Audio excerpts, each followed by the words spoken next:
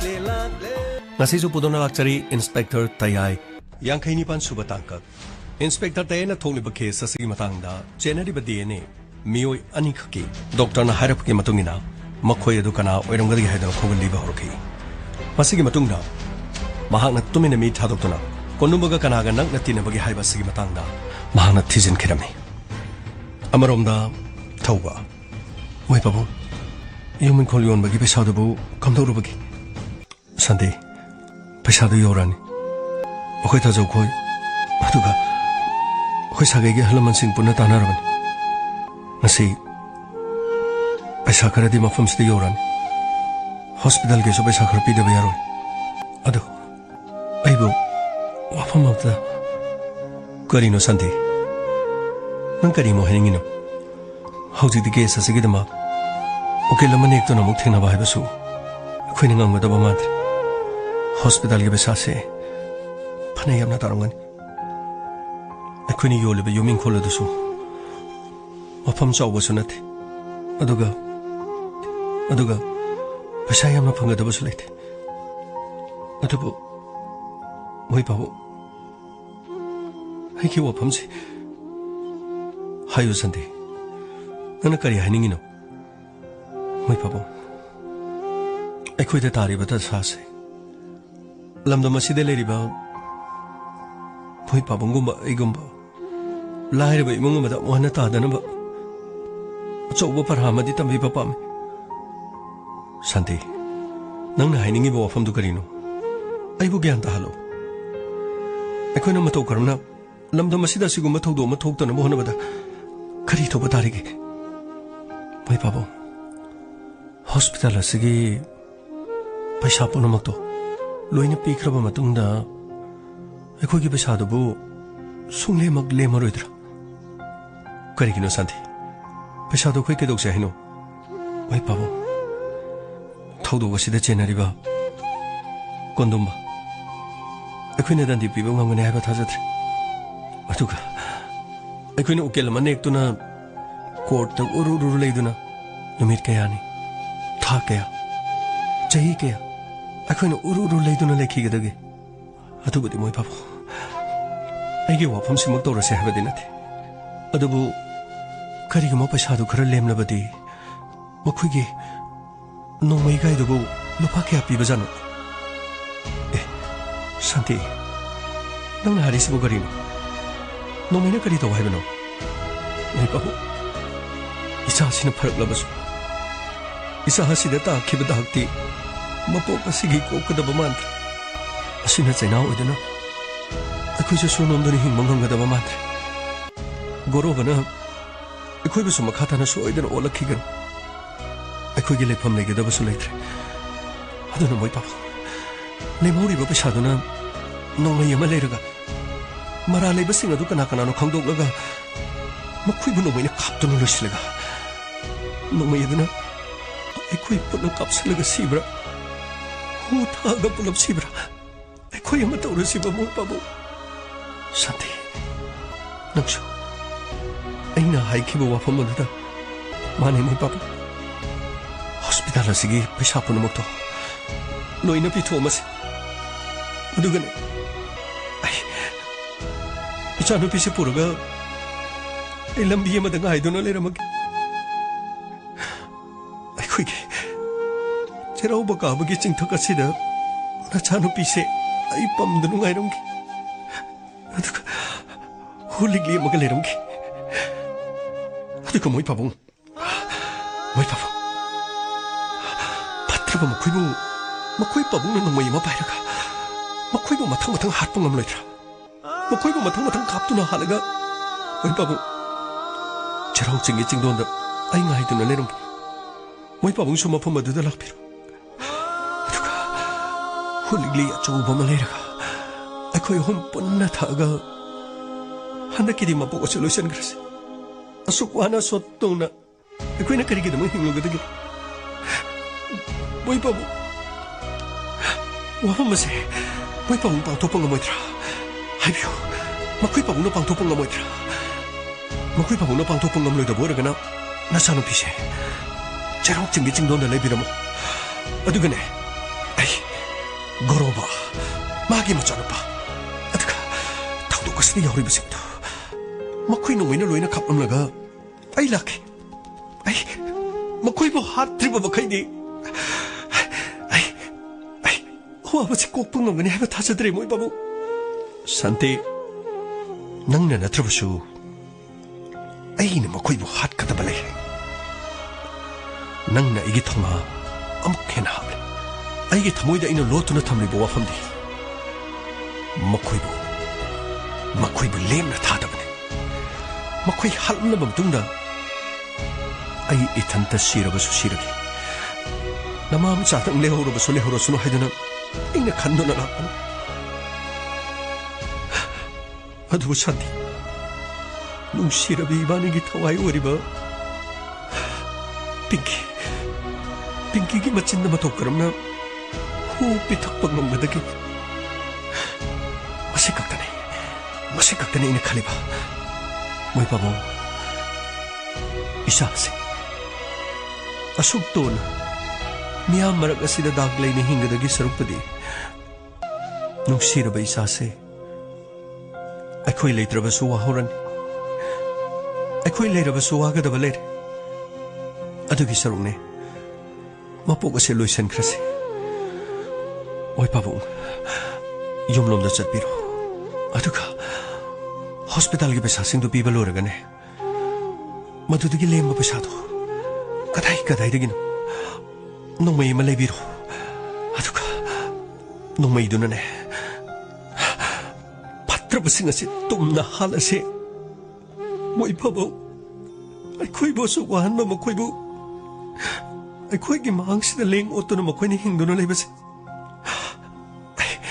Ay diyeng mangamdre moy pabo. Santi. Hey. Okay, Limongo. Kadino nang mo hari wa from the ball. Ha. Kaya sa sige mo para later hay ni chano pa si Tadok to na lady besibu. Masida no kuina. Kaya sa sida chena na magida mo karima to sin magam drobo na kuibo. Sir. Adugi na sir. Hawju wa pa mamukag lalibadi. Kaya sa si pumulo sin man natabani na. Matang mo court ki session na mamulak pa ni. Tangay pa na. Court ti kate beya dabane. Court to kani kari to godori ba. Ay koi ge mayok to kanana kari putor kani hage. Ichano pa si lali, maralay, thaubugi machano pibo. Ichano pa na ijan mangale habisiro. Mado. Makoy na kari gumba sakhi ma to putupong mo. Makoy na kari gumba sakhi ma to putupong mo hari besini ko. Aduga case ase. Loishin na na bagi dama yam na kanu hono. Na koy na nahan makay ukil tamidubo. Atu pabungam do bro.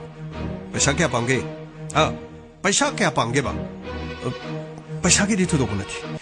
Case asida haujiga mo karama mayon da lakadagi habadudi chap chana mahak mara leitre haduna lawthok panatri banina. Investigation tawna nan bagi numit khara sangdabiyo haibo wafam aduna maramoraga Inspector Tayai na case asida kariguma langla langjing khara puthorlabadi court tikata biyaro hajariba. Magi Inspector Tayai haibra karino. Mado, masu aigi gunsi khangdri. Yeng batare dana. Makoy na tawning ko toroksano. Kari sulitaba. Case asigi damakta. Isa no pabo miyamang da soro chingra. Khabar da mo, pauk che da mo, TV ki channel sing da. O issue oiroi da ba. Makoy na tawning ba punamak tok jaraksano. Punamak madugi damak to thengna na ba sem sadona leirben. Aduga nangso Mina case asingam dana bukhana gadaba. Kada ida kari leiribagi habduna khoisu khara thiune. Funny amo. Adubu makoy na sumon thara abadi court ka ta ba yadaba. Hoine ka ba tare dana. Hana musul lawthok ba tare dana. Kondum bagi mathakta kari gumba chingna ba mata leitre aduna. Kona lawthodi yarba natro. Yung goro ba ina kari to bongam ge do. Sir, ito sangjar ke sir. Santos, Chango. Sir, pao ko mana. Kari pao. Sir, Pinky bu ijan manghali ba duda. Marui na kondum ba. Adubu. Thawdok aduda maga khwaidagi nang natina ba. Gopal amadi Michael. Hari ba miyo NSC mahaki oyet ki mini hari. ꯑꯗꯨꯒ sir ꯃꯈꯣꯏꯁꯦ ꯅꯤꯁꯥꯁꯨ ꯈꯔ ꯁꯤꯖꯤꯟꯅ ꯃꯥꯜꯂꯦ ꯀꯔꯤ ꯅꯤꯁꯥ sir ꯍꯥꯏꯕꯗꯤ ꯗ꯭ꯔꯒꯀꯨꯝꯕ ꯁꯤꯖꯤꯟꯅꯕ ꯃꯥꯜꯂꯦ ꯁꯟꯇꯣꯁ ꯋꯥꯐꯝ ꯑꯗꯨꯅ ꯑꯁꯦꯡꯕ ꯑꯣꯏꯔꯕꯗꯤ ꯑꯩꯈꯣꯏ ꯍꯧꯖꯤꯛꯃꯛ ꯆꯠꯇꯨꯅ ꯒꯣꯄꯥꯜ ꯑꯃꯗꯤ ꯃꯥꯏꯀꯦꯜ ꯃꯈꯣꯏꯒꯤ ꯂꯩꯐꯝ ꯀꯣꯏꯊꯤ ꯊꯤꯔꯒ ꯃꯈꯣꯏꯕꯨ ꯐꯒꯠꯇꯨꯅ ꯃꯈꯣꯏꯒꯤ ꯃꯆꯤꯟꯗꯒꯤ ꯊꯧꯗꯣꯛ ꯑꯗꯨꯗ ꯃꯈꯣꯏꯅ ꯇꯧꯈꯤꯕꯅꯤ ꯍꯥꯏꯕꯁꯤ ꯑꯩꯈꯣꯏꯒꯤ ꯏꯟꯇꯔꯣꯒꯦꯁꯟꯗ ꯄꯨꯊꯣꯛꯄ ꯉꯝꯂꯕꯗꯤ ꯀꯦꯁ ꯑꯁꯤꯒꯤ ꯃꯥꯌꯣꯛꯅꯕ ꯁꯣꯏꯗꯅ ꯂꯥꯛꯀꯅꯤ ꯁꯔ ꯑꯗꯨꯕꯨ ꯀꯣꯟꯗꯨꯝꯕꯒꯤ ꯃꯃꯥꯟꯅꯕ ꯃꯥꯏꯀꯦꯜ ꯑꯃꯗꯤ ꯒꯣꯄꯥꯜꯁꯤ ꯃꯈꯣꯏꯁꯤ ꯍꯟꯗꯛꯁꯤ ꯌꯨꯝꯗ ꯏꯔꯩ ꯂꯩꯇꯕ ꯀꯗꯥꯏꯗ ꯆꯠꯈꯤꯕꯅꯣ ꯍꯥꯏꯕꯁꯤ ꯃꯈꯣꯏꯒꯤ ꯈꯨꯒꯨꯜꯂꯤꯕꯗ ꯉꯝꯗ꯭ꯔꯤ ꯁꯟꯇꯣꯁ ꯃꯈꯣꯏꯒꯤ ꯃꯣꯕꯥꯏꯜ ꯅꯝꯕꯔꯗꯤ ꯈꯪꯕ ꯉꯝꯕ ꯅꯠꯇ꯭ꯔꯣ ꯃꯈꯣꯏꯒꯤ ꯃꯣꯕꯥꯏꯜ ꯅꯝꯕꯔꯗꯣ ꯂꯩꯀꯥꯏꯗꯒꯤ ꯃꯔꯨꯞ ꯃꯄꯥꯡꯁꯤꯡꯗꯒꯤ ꯈꯪꯅꯕ ꯍꯣꯠꯅꯧ ꯑꯗꯨꯒ ꯃꯈꯣꯏꯒꯤ ꯂꯣꯀꯦꯁꯟ ꯌꯦꯡꯉꯒ ꯃꯈꯣꯏꯕꯨ ꯐꯒꯠꯀꯗꯕꯅꯤ ꯇꯉꯥꯏ ꯐꯗ꯭ꯔꯕꯗꯤ ꯃꯈꯣꯏꯒꯤ ꯏꯃꯨꯡꯗ ꯆꯠꯂꯒ ꯃꯆꯥꯅꯨꯄꯥ ꯀꯔꯥꯏ ꯆꯠꯈꯤ ꯍꯥꯏꯗꯨꯅ ꯍꯪꯉꯨ ꯑꯗꯨꯒ ꯃꯆꯥꯅꯨꯄꯥꯒꯤ ꯂꯩꯐꯝꯗꯤ ꯃꯃꯥ ꯃꯄꯥꯅ ꯇꯥꯛꯂꯛꯑꯣꯏ ꯑꯗꯨꯕꯨ ꯃꯆꯥꯅꯨꯄꯥꯅ ꯄꯥꯏꯔꯤꯕ ꯃꯣꯕꯥꯏꯜ ꯐꯣꯟ ꯑꯗꯨꯗꯤ ꯃꯈꯣꯏꯅ ꯁꯣꯏꯗꯅ ꯇꯥꯛꯂꯛꯀꯅꯤꯗꯅ ꯐꯅꯤ ꯁꯔ ꯑꯊꯨꯕꯗꯅꯤ ꯃꯈꯣꯏꯒꯤ ꯃꯣꯕꯥꯏꯜ ꯂꯣꯀꯦꯁꯟ ꯌꯦꯡꯉꯒ ꯃꯈꯣꯏ ꯑꯅꯤꯕꯨ ꯑꯊꯨꯕ ꯃꯇꯝꯗ ꯂꯧꯈꯠꯂꯒ ꯋꯥꯍꯪ ꯄꯥꯎꯍꯪꯂꯒ ꯀꯔꯤꯒꯨꯝꯕ ꯑꯆꯨꯝꯕ ꯈꯔꯗꯤ ꯄꯨꯊꯣꯛꯅꯕꯒꯤꯗꯃꯛ ꯑꯩꯈꯣꯏ ꯍꯣꯠꯅꯕꯅ ꯆꯨꯝꯒꯅꯤ ꯐꯒꯅꯤ ꯁꯔ ꯆꯂꯣ ꯑꯊꯨꯕ ꯃꯇꯝꯗ ꯃꯈꯣꯏꯒꯤ ꯂꯩꯐꯝ ꯑꯗꯨꯒ ꯂꯣꯀꯦꯁꯟ ꯈꯪꯅꯅꯕꯒꯤꯗꯃꯛ ꯃꯈꯣꯏꯒꯤ ꯅꯝꯕꯔꯗꯣ ꯐꯪꯅꯕ ꯍꯣꯠꯅꯧ ꯐꯒꯅꯤ ꯁꯔ ꯒꯣꯔꯣꯕꯥ ꯅꯪꯒꯤ ꯃꯇꯝ ꯍꯧꯖꯤꯛꯇꯤ ꯄꯪꯁꯥꯡ ꯁꯥꯡꯉꯔꯣꯏꯗ ꯉꯝꯃꯤ ꯍꯥꯏꯕꯒꯤ ꯃꯇꯥꯒꯨꯝ ꯇꯣꯜꯂ ꯇꯥꯔꯕ ꯏꯃꯨꯡ ꯑꯗꯨꯗ ꯑꯔꯣꯏꯕꯤ ꯊꯥꯗꯣꯛꯇꯨꯅ ꯅꯈꯣꯏꯅ ꯐꯨꯗꯣꯛꯄ ꯍꯧꯖꯤꯛꯇꯤ ꯑꯆꯨꯝꯕꯅ ꯃꯥꯡꯗ ꯂꯦꯞꯂꯕ ꯃꯇꯝ ꯑꯗꯨꯗ ꯅꯈꯣꯏꯅ ꯀꯔꯤ ꯇꯧꯖꯒꯗꯧꯔꯤꯕ ꯌꯦꯡꯕ ꯇꯥꯔꯦꯗꯅ ꯑꯅꯤꯁꯦ ꯍꯥꯟꯅ ꯐꯥꯒꯠꯄ ꯇꯥꯕꯅꯤ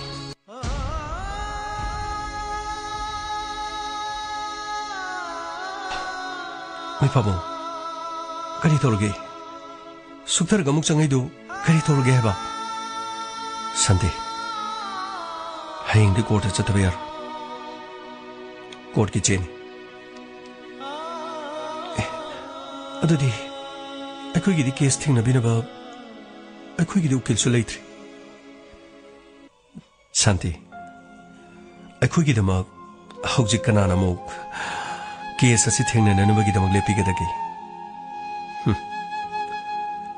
ꯑꯩꯈꯣꯏ ꯀꯣꯔꯠꯇ ꯆꯠꯀꯗꯕꯅꯤ ꯑꯩꯈꯣꯏ ꯀꯣꯔꯠꯇ ꯆꯠꯂꯒ ꯀꯣꯔꯠꯅ ꯀꯔꯤ ꯍꯥꯏꯔꯦ ꯍꯥꯏꯕꯗꯣ ꯑꯩꯈꯣꯏ ꯇꯥꯔꯨꯕ ꯇꯥꯔꯦꯗꯅ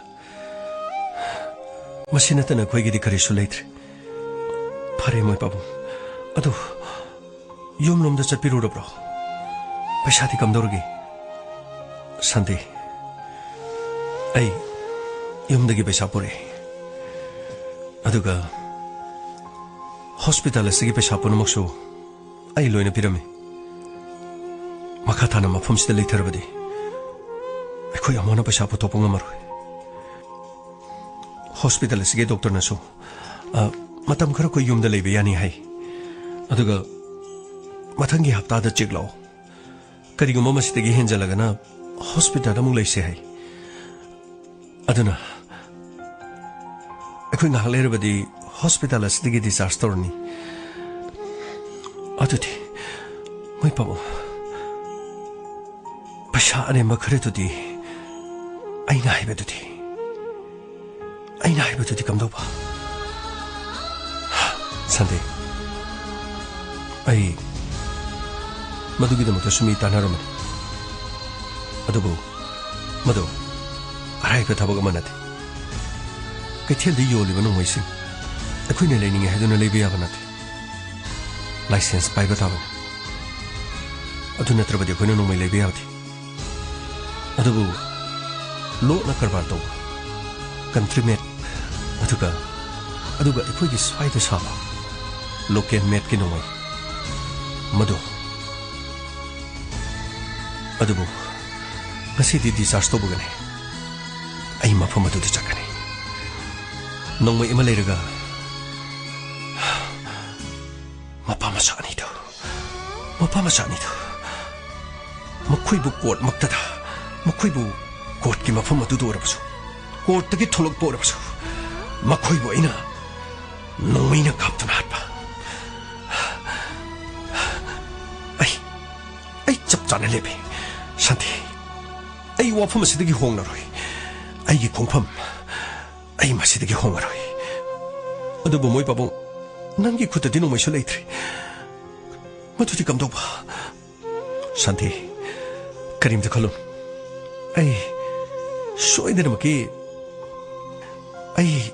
maki loken ge nomai legani atuka mapa macha makhui ani halam laga ikhui ge bunchi loi khrabasu kai belait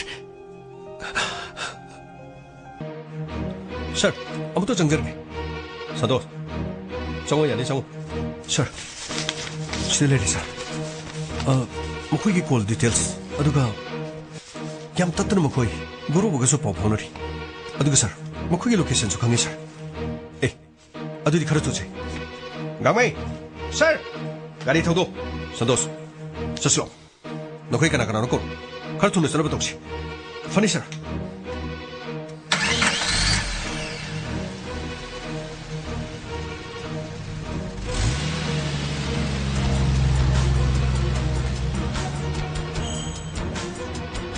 मसीगी मतुंग inspector तैयाइना महाक के team अदुना Gopal अमदी Michael मखोई लेफम खंगदोकलगा मखोई लोखोट चखिरा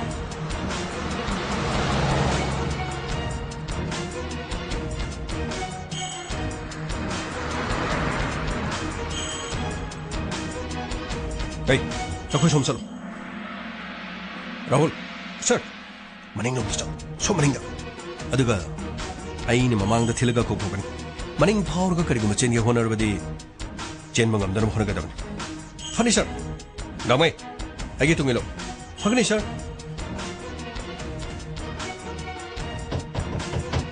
I नखोई मनुंग the लेरिबा missing दो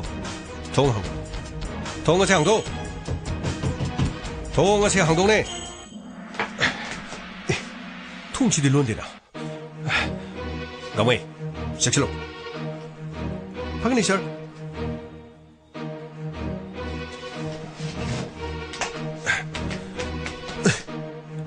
गांगमई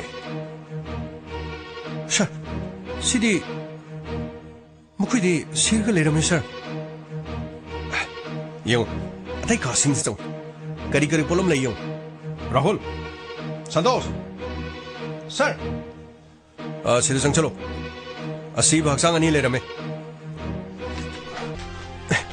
सर सिदी मथो करमना अदुनी लोरी वफम से सुमनतंगी मराई वक्त नोंमै मरु अममम ऐ नखोइने वफम से करी चिंगनब लेयो सर वफम से अतोप करिसु लेथि वफम से मखोइबु कनाना हालिबा केस असिगी मखोइ अनि फारबदी मखोइ अनिगी मचिंदगी केस असि इराई लाइरे हैन खलमने मखोइ अनि अमु सिख्रबनिना थौदोक असिगी मतंग कनाना जबान पिगदुरबन राहुल सर एम्बुलेंस के टीम दो कोगो असीबा मसासिंग सिलो खलगा पोस्टमार्टम तौनन बगिदब एम्बुलेंस के टीम दम तो हाइगो फनी सर कनाना करिगिदबा मखुइबु नोमैना खापचन हालिगो नत्रगा गोरोबन केस असिदगी मचानो पाबु सोलुप याय हाइदुना मखोइ अनिबु हान हालबजारा उसिगी मरम सिबु फरे केस असी खितंग लाइरनी हैन खलुबन अमुक हेन लुसनगदो असुमना बिंगी की केस असी खरा लाइथोकनबगिदमा थौदोक अदुदि यावरब मी अनिदु मखुगे लोकेशन खंगलगा इंस्पेक्टर तैयाइना मफम अदुदा लोखोटपा लाखि अदुबु मफम अदुदा गोपाल अमदि माइकेल मकोकता नोंमै मरु अममम पांदना का अदुदा सीदुनु लेरमखि मसिगी मतुंगदा असीबा मसा पोस्टमार्टम गिदमा पुखिरम मथंगी नुमित कोर्ट थौबा महाकी नुपी अमदि पिंकी गा लोइना लाखि असोमना कोर्ट अदुदा गौरव अमदि मचानुपा कोंदु यामना निंगाइदना फंखिरम अमदि कोंदुमगी महाकी उकिलना कोर्ट चे लांगखि केस असिगिदमा इंस्पेक्टर तैयाई नहाके हजु फाबगी रिपोर्ट करी लेरबगे विटनेस बॉक्स ता संगमिरो अदुगा अदुंगे हनिंगमुद हाबिरुलो फगनी योरोना केस असिगी लंगला लंगजिन खंगदब खजिक तंगाइरब मतमदा मरुइना केस असिद चेनब मियोय अनि मखोय अनि माइकेल अमदि गोपाल ꯂꯧꯇꯥꯡ ꯁꯪ ꯑꯃꯗ ꯁꯛꯈꯪꯗꯕꯁꯤꯡꯅ ꯅꯣꯡꯃꯩꯅ ꯀꯥꯞꯇꯨꯅ ꯍꯥꯠꯂꯝꯃꯤ ꯀꯔꯤꯒꯨꯝꯕ ꯃꯈꯣꯏꯅ ꯍꯤꯡꯂꯝꯕ ꯇꯥꯔꯒꯗꯤ ꯀꯦꯁ ꯑꯁꯤꯒꯤ ꯃꯇꯥꯡꯗ ꯑꯆꯨꯝꯕ ꯂꯪꯂꯥ ꯂꯪꯖꯤꯟ ꯈꯔꯗꯤ ꯄꯨꯊꯣꯛꯄ ꯌꯥꯒꯗꯕꯅꯤ ꯑꯗꯨꯕꯨ ꯃꯁꯛ ꯈꯪꯗꯕꯁꯤꯡꯅ ꯃꯈꯣꯏ ꯑꯅꯤꯕꯨ ꯄꯨꯟꯁꯤ ꯂꯣꯏꯁꯤꯜꯂꯝꯕ ꯑꯁꯤ ꯀꯦꯁ ꯑꯁꯤꯕꯨ ꯅꯥꯊꯩꯕ ꯌꯥꯅꯅꯕꯒꯤꯗꯃꯛ ꯍꯣꯠꯅꯕ ꯃꯥꯜꯂꯤ ꯁꯔ ꯌꯣꯔ ꯑꯣꯅꯔ ꯀꯦꯁ ꯑꯁꯤꯒꯤ ꯃꯇꯥꯡꯗ ꯏꯟꯚꯦꯁꯇꯤꯒꯦꯁꯟ ꯑꯣꯐꯤꯁꯔꯅ ꯍꯥꯏꯕꯤꯔꯤꯕ ꯋꯥꯐꯝꯁꯤ ꯑꯔꯥꯟꯕ ꯋꯥꯐꯝꯅꯤ ꯍꯥꯏꯔꯤꯕ ꯃꯤꯑꯣꯏ ꯑꯅꯤꯗꯨꯗꯤ ꯗ꯭ꯔꯒ ꯁꯤꯖꯤꯟꯅꯕ ꯑꯗꯨꯒ ꯃꯐꯝ ꯑꯗꯨꯗ ꯃꯈꯣꯏꯒꯤ ꯃꯁꯥꯒꯤ ꯇꯣꯉꯥꯟꯕ ꯅꯨꯡꯉꯥꯏꯅꯗꯕ ꯈꯔꯒꯤꯗꯃꯛ ꯃꯁꯛ ꯈꯪꯗꯕꯁꯤꯡꯅ ꯅꯣꯡꯃꯩꯅ ꯀꯥꯞꯇꯨꯅ ꯍꯥꯠꯂꯝꯕ ꯑꯣꯏꯔꯝꯃꯁꯤ ꯆꯞ ꯆꯥꯅ ꯀꯦꯁ ꯑꯁꯤꯒ ꯃꯔꯤ ꯂꯩꯅꯅ ꯍꯥꯠꯂꯝꯕꯅꯤ ꯍꯥꯏꯕꯒꯤ ꯏꯕꯤꯗꯦꯟꯁ ꯏꯟꯁꯄꯦꯛꯇꯔ ꯇꯌꯥꯏꯅ ꯄꯨꯊꯣꯛꯄ ꯉꯝꯕꯤꯒꯗ꯭ꯔꯥ ꯌꯣꯔ ꯑꯣꯅꯔ ꯀꯦꯁ ꯑꯁꯤꯒꯤ ꯃꯇꯥꯡꯗ ꯑꯆꯨꯝꯕ ꯂꯪꯂꯥ ꯂꯪꯖꯤꯟ ꯄꯨꯊꯣꯛꯄ ꯌꯥꯅꯅꯕꯒꯤꯗꯃꯛ ꯅꯨꯃꯤꯠ ꯈꯔꯅꯤ ꯄꯤꯕꯤꯌꯨ ꯑꯗꯨꯒ ꯌꯥꯔꯕꯗꯤ ꯄ꯭ꯔꯥꯏꯝ ꯁꯁꯄꯦꯛ ꯑꯣꯏꯔꯤꯕ ꯀꯣꯟꯗꯨꯝꯕꯕꯨ ꯄꯨꯂꯤꯁꯀꯤ ꯀꯁꯇꯗꯤꯗ ꯔꯤꯃꯥꯟ ꯂꯧꯊꯗꯨꯅ ꯁꯨꯞꯅꯇꯒꯤ ꯅꯨꯃꯤꯠ 7 ꯈꯛꯇꯪ ꯄꯤꯕꯤꯔꯕꯗꯤ ꯑꯆꯨꯝꯕ ꯄꯨꯊꯣꯛꯄ ꯌꯥꯒꯅꯤ ꯌꯣꯔ ꯑꯣꯅꯔ ꯀꯦꯁ ꯑꯁꯤꯒꯤꯗꯃꯛ ꯏꯟꯚꯦꯁꯇꯤꯒꯦꯁꯟ ꯑꯣꯐꯤꯁꯔꯅ ꯍꯥꯏꯔꯤꯕ ꯋꯥꯐꯝꯁꯤ ꯌꯥꯝꯅ ꯅꯣꯛꯅꯤꯡꯕ ꯐꯥꯎꯏ ꯌꯣꯔ ꯑꯣꯅꯔ ꯀꯦꯁ ꯑꯁꯤꯗ ꯑꯆꯨꯝꯕ ꯂꯪꯂꯥ ꯂꯪꯖꯤꯟ ꯄꯨꯊꯣꯛꯄ ꯉꯝꯗ꯭ꯔꯒ ꯃꯍꯥꯛꯀꯤ ꯂꯪꯂꯥ ꯂꯪꯖꯤꯟ ꯄꯨꯊꯣꯛꯇ꯭ꯔꯤꯕ ꯐꯥꯎꯕ ꯃꯔꯥ ꯂꯩꯇꯕ ꯃꯤ ꯑꯃꯕꯨ ꯔꯤꯃꯥꯟꯗ ꯂꯧꯊꯔꯒ ꯋꯥꯍꯪ ꯄꯥꯡꯒꯦ ꯍꯥꯏꯕꯁꯤꯕꯨ ꯌꯣꯔ ꯑꯣꯅꯔ ꯑꯣꯔꯗꯔ ꯏꯟꯁꯄꯦꯛꯇꯔ ꯇꯦ ꯑꯗꯣꯝꯗ ꯄꯤꯈꯤꯕ ꯃꯇꯝꯒꯤ ꯃꯇꯨꯡ ꯏꯟꯅ ꯀꯦꯁ ꯑꯁꯤꯗ ꯑꯗꯣꯝꯅ ꯀꯔꯤꯒꯨꯝꯕ ꯔꯤꯄꯣꯔꯠ ꯑꯃ ꯊꯥꯡꯒꯠꯄ ꯉꯝꯗ꯭ꯔꯕꯅꯤꯅ ꯊꯧꯗꯣꯛ ꯑꯁꯤꯗ ꯆꯦꯟꯅꯩ ꯍꯥꯏꯗꯨꯅ ꯑꯄꯣꯛꯄ ꯃꯄꯥꯅ ꯊꯥꯡꯒꯠꯂꯛꯈꯤꯕ ꯀꯦꯁ ꯑꯃꯒꯤ ꯃꯇꯨꯡ ꯏꯟꯅ ꯆꯠꯊꯔꯛꯂꯤꯕ ꯀꯦꯁ ꯑꯁꯤ ꯑꯁꯨꯝꯅ ꯔꯥꯏ ꯇꯥꯔꯦ ꯑꯗꯨꯗꯤ ꯊꯧꯗꯣꯛ ꯑꯁꯤꯒꯤ ꯃꯇꯥꯡꯗ ꯀꯣꯟꯗꯨꯝꯕꯕꯨ ꯆꯞ ꯆꯥꯅ ꯃꯔꯥ ꯂꯩꯔꯦ ꯍꯥꯏꯅ ꯄꯨꯊꯣꯛꯄ ꯉꯝꯗꯕ ꯑꯁꯤꯅ ꯃꯔꯝ ꯑꯣꯏꯔꯒ ꯃꯍꯥꯛꯄꯨ ꯏꯖꯠ ꯂꯩꯅ ꯊꯥꯗꯣꯛꯄꯗ ꯌꯥꯔꯦ ꯀꯣꯔꯠ ꯏꯁ ꯑꯦꯗꯖꯔꯟ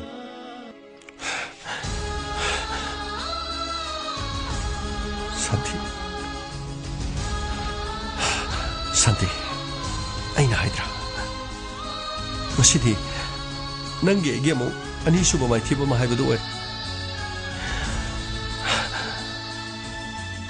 ꯀꯔꯤꯝꯇ ꯈꯜꯂꯨꯔꯅꯨ ꯑꯩꯈꯣꯏ ꯁꯤꯗꯒꯤ ꯆꯠꯂꯣ ꯑꯗꯨꯒ ꯑꯩꯈꯣꯏꯒꯤ ꯆꯩꯔꯥꯎꯕ ꯆꯤꯡ ꯑꯗꯨꯒꯤ ꯃꯅꯥꯛꯇ ꯂꯩꯔꯝꯃꯨ ꯑꯩ ꯊꯕꯛ ꯄꯥꯡꯊꯣꯛꯂꯒ ꯂꯥꯛꯂꯒꯦ ꯅꯃꯥꯅꯆꯥ ꯑꯩꯕꯨ ꯉꯥꯏꯔꯝꯃꯨꯀꯣ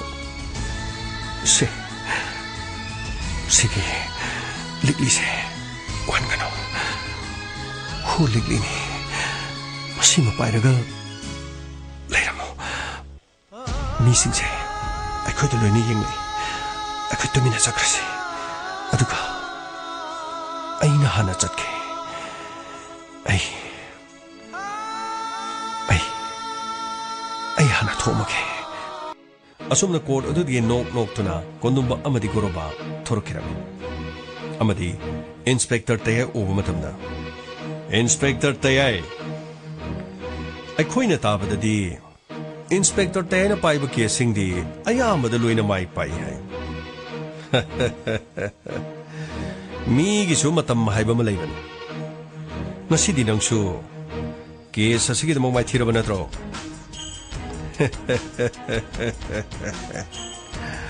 ꯑꯗꯨꯒ ꯒꯣꯔꯣꯕ ꯀꯅꯥꯅꯣ ꯍꯥꯏꯕꯁꯤ ꯏꯟꯁꯄꯦꯛꯇꯔ खरा खंगजिल्लुने सिदगिदी गौरवना भोट लेप्तुना गौरवना माई पालकपा मतमदा अइने लाकदब लंबीदा नंगना ngaakta tabanine kayada usitribani mister गौरवा केस असे लोइरे हैन खनगनो नकोइना फाजिन्दुना लेइरगा थंबा डॉक्टर अदुना महाकना पीबा रिपोर्ट अदो चे सिदेयो DNA मैचिंग सिगी मतुंगदा इंस्पेक्टर तयाइना करी अमुक तोरे हैबदो यंग करी चे अदुदी कदाइदगी गौरवा नखौ पोनो नोखिदाइने हा अमुक नोंने मसिगी चप चाबा एविडेंस अदु पुथोकना नुगिदमा अइना कन्ना होनकी अदुबु लमखांगदगी गोपाल अमदि माइकेनबु लमखांगदगी मांगनकी मसिगी मतुंगदा इंस्पेक्टर तयाइना करी तोरे हैबदो मुन्ने यम नसिगी दिना खौदु पोंगना नोकजरो कोर्ट असिदा नचान पासे रेपिस अमनि हाइदना माकु सोइदनबगी चराक फंगनगनी इंस्पेक्टर चे दुदी नंगना पुरगा लाकपगी वाने अदुबु डॉक्टर अदुनु मफम असिदा जोबान अमा पीबा हाइबदुदी चुमनिदरा करिगे डॉक्टर अदु नंगना फाजिलगा ngasi court असिदा पुथुरुक्ति court असिदा पुथोरक्तुना doctor अदुना सिमजन साजिन खिबनि हायदुना नाहकना हायन Mugam दिरुं करिगिनो कानादे कोनुबा चनब तौसि असुनो मीजे मानौनो मथों मरं खंगदबा मोय पुलिसिंग दिबा पैसा खर पीरगा पगादे याबनि वालु पत्रा कुजोरे थादरमो अदम खुल्लगा लेहरदम अस कैचु कांदा वाथी वारे पैसा चादौगी अस अखोइने ngam अचुम्ब सादरगा तवि चसि लोबो लो चसि आई थेंगिने आई थबक चप आई थेंगिने असुम गोरोबा अमदि कोंडुम्बा कोर्ट अदुगी ममांग थोरकी अमदि खंगहौदना मखोइगी ममांगा थौबा थोरकी ए नपाप चालेंगनो नपाप चालेंगनो नखोइगी पुछि लोरबने नखोइगी पुछि ngasi लोरबने ए थौबा कइनो नखोइदो पारि बनो मोइदो केनो मखाता थमो हे मखाता थमोने नखोइना इसानो पिबो आराम ताना अदुका कोर्ट असिना नखोइबो चेराक पिबो ngam ngasidi कोर्ट असिदा नखोइनिबो या ए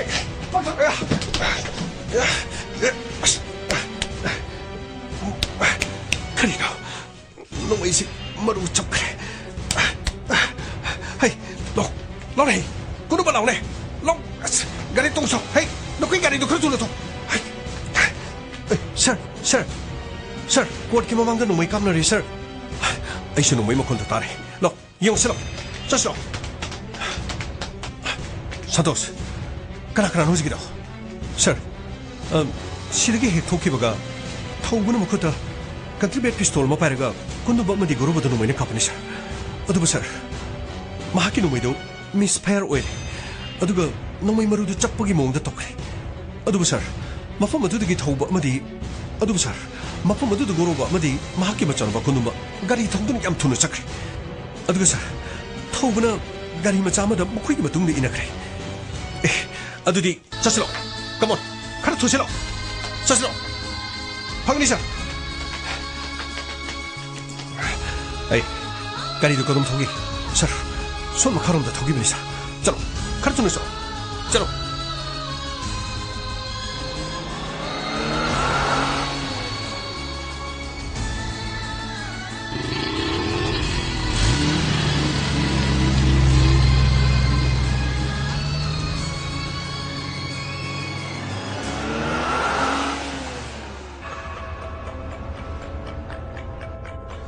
असुमना गाड़ी अदु ताना दुना चखरमी अमदी चिंगोल अमगी मपादा योक्सिलखरमी पापा नोमै दे काउके पाउ से नोमै सिपायो पाबुंगी लाइसेंस गना सिपायो मसिना नखुत थिंथोलगा नोमै दे कापो अखोइगी तुंगदा गाइसो गाड़ी सि ताना जरक पसारे कापो नोमै दे कापो या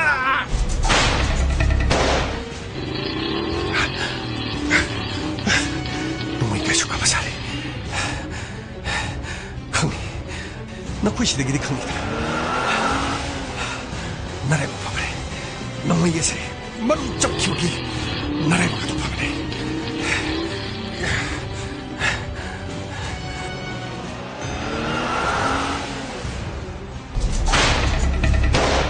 असुमना कोंदुमना नमैना कालaki अदुबु थौबदु नमै अदु पानबो ngamkhide मसिगी मतुंगदा लम्हांग अमद गाड़ी अदु गौरवना खाके कदाई नोमै दे पिरो आई तोके सिदगिदि आई तोके या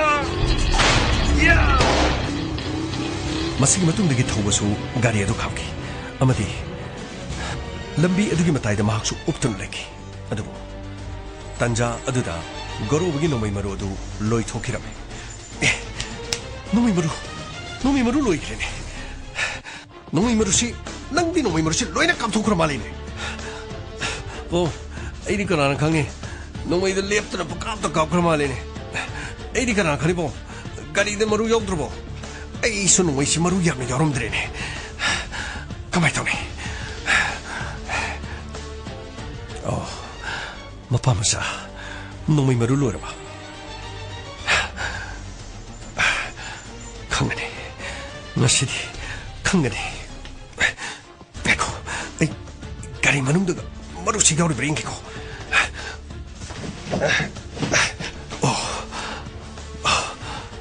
Maru malere. Diyen ke ko. Oh. Maru malere. Pare. Sigi marusina Lucian batavane. Lucian batavane. Asiguma matamasida Inspector Tayai mahaki gari sumafama dudi yoksuki. Rahul, gari dukam. Parisa. Karino. Thobuna mapa masagi gari khamlibo mapasida. Mahana sumsang krisi karigino. Mapa masasini no mene kaplang gabdi soidina shibatare. Hey, Thoba! Thoba! Ngako! Nakuto pare bukulai de tamo. Nakuto pare bukulai de tamo. Ai mo nakuto paigino. Aina haribasini. Nangi de mokta khuni yama kanu honari. Ai de nakuto paigino. Nomoi du makada tamo. Babo. Thobuje sub changjela mai nomoi di maru loidri. Akhoi de kapadi kamai tawni. Babo. Nomoi de na thobuje loiselo. Babo. Nomoi de thobuje loiselo ba. Ngako. Changa kishina. Khara naksela kana. Maru sina marai pakasida kaplaga hektung loiselo loe. Nati babo. Babo na kapatalaga ai kaukise. Bongje. Ai kaukise. Ngai khuni nangbo. Ai kaukine. Ngai kho haiba. Ai tokine nangbo. Bong ngako. Ai kaukibo. Ai kaukise. Piko bong. Yeah. Maru si makong do ina pan gari marai bok te kap ke torga nang jira. Hojik ti mina kapok ko ta bani ne maru se. Mina kapok ko ta bani ne. Napana sa. Hojik kadai ti jenga tari.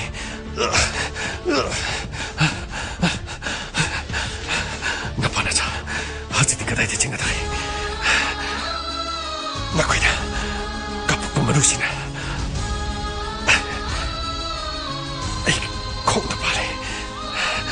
Aduga, masai. Na cara pasin kapa maruna, bukje pasin pare.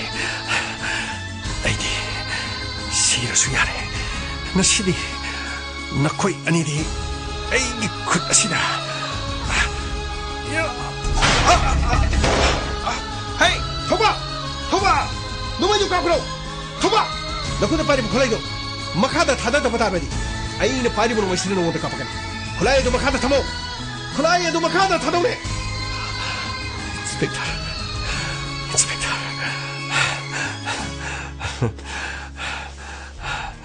Hojikti.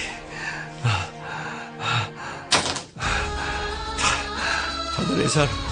Ai kulai. Makada thame sir. Santos, changselo. Gamai, changselo. Fagni sir. Sir, makoi mapa masal sidi sir. Makoi hingliye sir. Pare. Hospital thunu puno batokshi. Tauba. Ipai sabo. Nang hat padi ngamdre na. Thank you Inspector Tayai.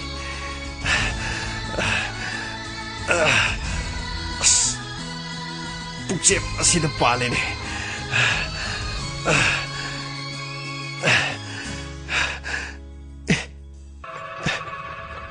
Konumba! Konumba! Konumba! Konumba! Kari! Ay! No may maruze. Tabak! Pale! Kari! Ay! Chagi! Tabak ta! Tauba nang na! Pabo! Pabo! Ay! Awari! Pabo! Pabo! Pabo! Pabo! Pabo! Pabo!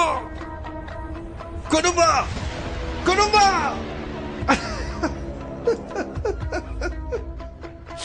Konumba! Konumba! Konumba! Konumba! Kanino nang nataw ni siya mo? Hugalo! Say! Hugalo ne! Hey, Thoba!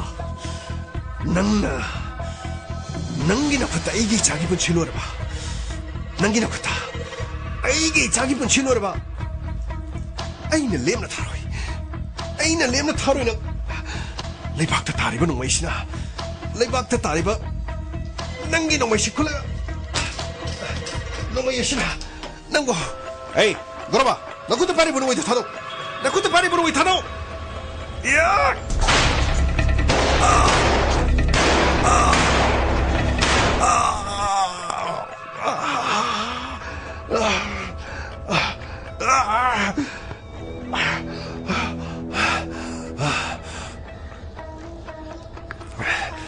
ꯊꯧꯕ ꯅꯪꯅ ꯑꯩꯒꯤ 이자부수 누가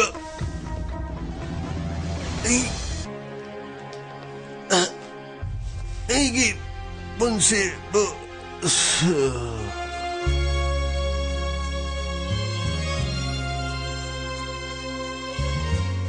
더봐 그리기는 못하는 너는 군에 타리구나 계사 쓰기도 막 아이쿠이나 그리 호너리 컴라 나는 그리게도 야명 아잉 감들이구나 아인 보는 것도 빠이비야 브로 하 까라이 되기 놈이 노바 까라이 되기 놈이 노는 시즌에 15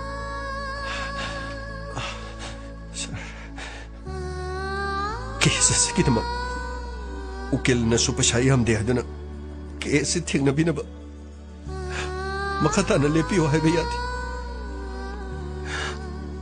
अमरोम the hospital the इच्छा की bill पीदबगी ख्वांग कोशिलक अमरोम दा गरोबगी मियोट मिने खांगमंगम दे sir I कोई खांगमंगम दे इंखोल zone बगी पछादना hospital इच्छा की पैसा लोइना थीदोलगा अरेंबा पैसादना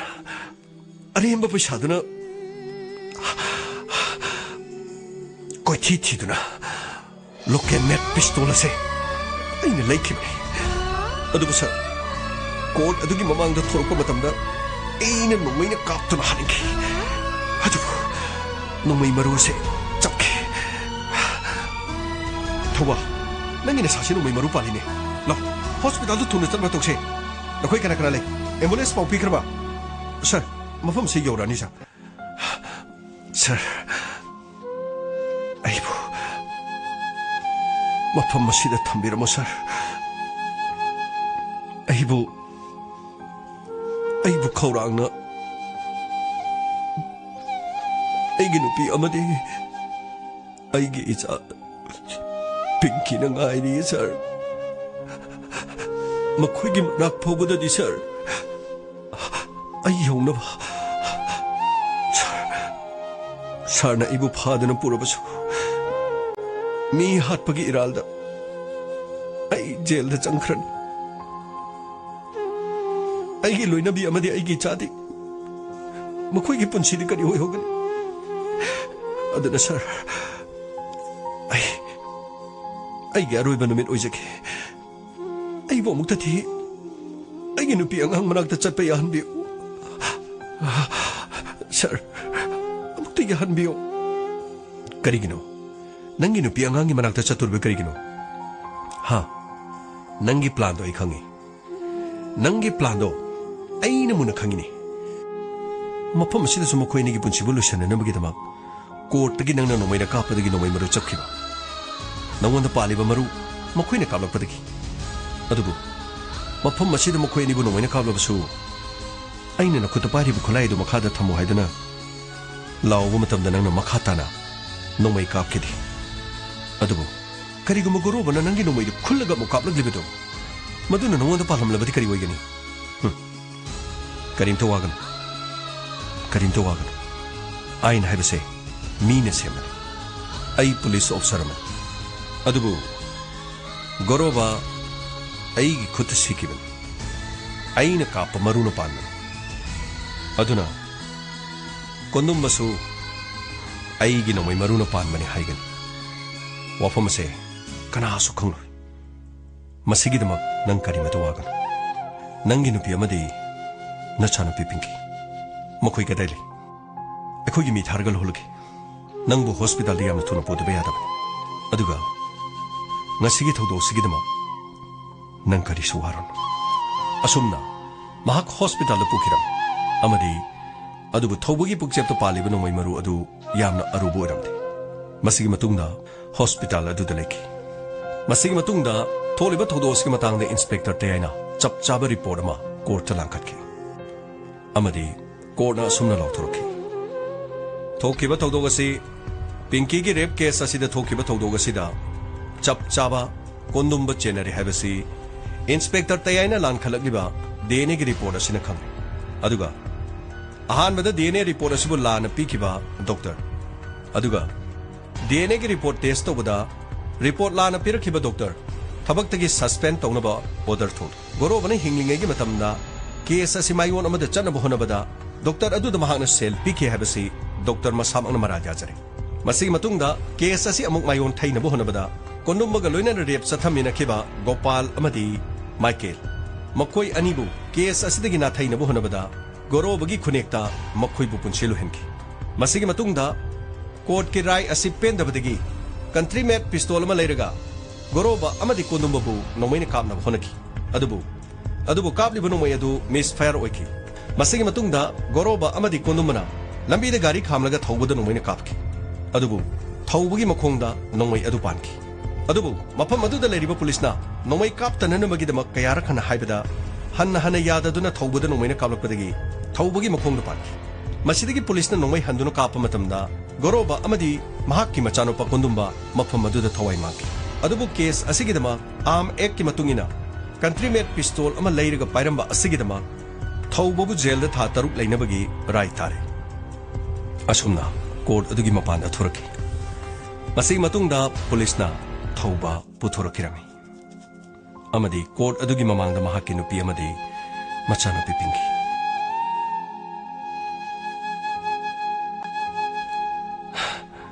ꯁꯟꯗꯦ ꯍꯧꯖꯤꯛꯇꯤ 이차게 좀 펑네. 마탐 크라 아이나 아란 마토로 보기다 막 아이 마탐 크라 젤다 레베다레 너코이니 아이부 토록 방아이람 모이 바보 얌나 뺄레 모이 바보 마시기다 먹다디 마코이 바보는 젤다 제히 따라 레르바죠 아이 타모이다 누가이다 바카리 마타 레르로 ꯍꯧꯖꯤꯛꯇꯤ ꯑꯩꯈꯣꯏꯒꯤ ꯏꯆꯥꯒꯤ ꯑꯆꯨꯝꯕ ꯐꯪꯂꯦ ꯍꯧꯖꯤꯛꯇꯤ ꯑꯩꯈꯣꯏꯒꯤ ꯏꯆꯥꯒꯤ ꯑꯆꯨꯝꯕ ꯐꯪꯂꯦꯗꯅ ꯊꯧꯕ ꯅꯪꯅ ꯑꯥꯏꯅ ꯌꯥꯗꯕ ꯅꯣꯡꯃꯩ ꯑꯗꯨ ꯅꯪꯅ ꯄꯥꯏꯔꯒ ꯁꯤꯖꯤꯟꯅꯔꯨꯕꯒꯤ ꯑꯋꯥꯕꯗꯨꯅꯤ ꯅꯪꯅ ꯇꯥꯔꯤꯕꯗꯨ ꯁꯔ ꯑꯩꯒꯤ ꯄꯨꯟꯁꯤꯕꯨ ꯀꯟꯕꯤꯕꯒꯤꯗꯃꯛ ꯑꯩꯒꯤ ꯏꯆꯥ ꯑꯃꯗꯤ ꯑꯩꯒꯤ ꯅꯨꯄꯤꯒꯤ ꯄꯨꯟꯁꯤꯕꯨ ꯀꯟꯕꯤꯕꯒꯤꯗꯃꯛ ꯁꯔ ꯃꯄꯣꯛ ꯈꯨꯗꯤꯡꯗ ꯁꯔꯒꯤꯔꯃꯟ ꯊꯧꯕ ꯑꯆꯨꯝꯕꯒꯤꯗꯃꯛ ꯏꯁꯣꯔ ꯂꯩꯕꯅꯤ ꯀꯔꯤꯁꯨ ꯈꯜꯂꯨ ꯁꯤꯗꯒꯤ ꯊꯣꯔꯛꯂꯒ ꯍꯤꯡꯕ ꯉꯝꯅꯅꯕꯒꯤꯗꯃꯛ ꯁꯨꯅꯣꯝꯗꯅ ꯍꯣꯠꯅꯒꯗꯕ ꯑꯗꯨꯒ ꯅꯪꯒꯤ ꯑꯋꯥꯠ ꯑꯄꯥ ꯂꯩꯔꯕꯁꯨ ꯑꯩꯉꯣꯟꯗ ꯍꯥꯏꯔꯛꯎ ꯐꯒꯅꯤ ꯁꯔ ꯌꯥꯝ ꯅꯨꯡꯉꯥꯏꯖꯔꯦ ꯁꯔ ꯄꯤꯡꯀꯤ सिदेगिदी ममागा यामना चिक्सिना लेरोको हाय अंकल फरे गमई sir Santosh sir Rahul sir sir बताओ yes sir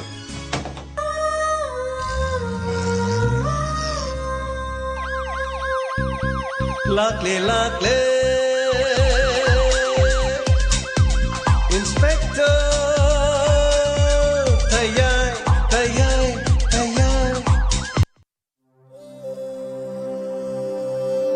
Thank you so much, Tagachari. मैं आप पुनः वारी से हम सांगना लाके बतांका गमने दुगा लोशन लम्दाएगी मते खरा दुदा कर लोशन दबे याद अब दोनों लोशन वारी नि मत मामा के हाय बताए 58 2020 की वारी नि कोई रवा हाय बताए प्रोजेक्ट की खलू रदी चाहिए होंगी ममांगी वारी दुगा सानरिखिबा मतमदा दम सोइबा मसा दम यावे अदर मतम अमदा हिंगदा सानाखिबा ngaktani yamna nuwaije me ampuna madu update paw khar pijage ngasigi khwadi update oiba paw athengbada hayeng kari tawre ngasi kari tawkre haibagi matangda update oiba paw khar da mayam da pijari asigi thorom loisindringeda Manipur kannana bagidamak Delhi gi lochingbushing unarunaba BJP gi MLA Minister Kun Delhi da paishan kare Irang asi matam chana loishin dabadagi BJP MLA kharadi lengak po warore Khongjom ke thel da leibi mera pai bi sing ngarang numidang Muslim macha ani drak ka kona na pharaba matungda makhoina porakpa number 4 sing mai thaduna manghan kibagi sakam Palen da AR gi personnel sing na imai ben sing da satha gi ba ka hen ba thong mu yaning da ba phongdok tu na khangabok apun ba mera pai bi lum na sindurang asi khangabok new market ta wakat mifam pangthoki AK-47 rifle gi maru lising amaga chanipan ga kona na Myanmar macha ani yaw na miyoi ohum Mizoram da combined force na fari Chin Kuki narco terrorist sing na lep to na nomai kapsilakpada center amadi state lengang hausi fawda laksin bangam dribasi condemn tawi haina premjit na phongdokre Retired Army Officer Colonel Dr. Vijaykant Chenji amasung Professor Hanmin Lunin Supreme Court na relief pikre ngasidagi oil tanker gi driver sing steering pai debagi khongjang sangsin ba hokre Manipur da thokliba sathiraba kanglu ki irang asi thamari helaklama fawbada CM na PM unaduna loishinanaba honaba ngamdabada angakpa oinare hari Palen gi thodok judicial inquiry tawgadabani Manipur gi AR loktho haiduna kakching da miyoi lising manga romna rally chatkre Bharat lengak nasu khambagi mahuta kumhai yengduna leibugum tawre laishram novona phongdong Operation Chathabada khulai kayamarum phagale Manipur da so Ayushman Bhav ki campaign haudokre kanglup animak na lokthop lokoi leinadana punna phaminadana wakhal taminabagi mathau tai Manipur gi governor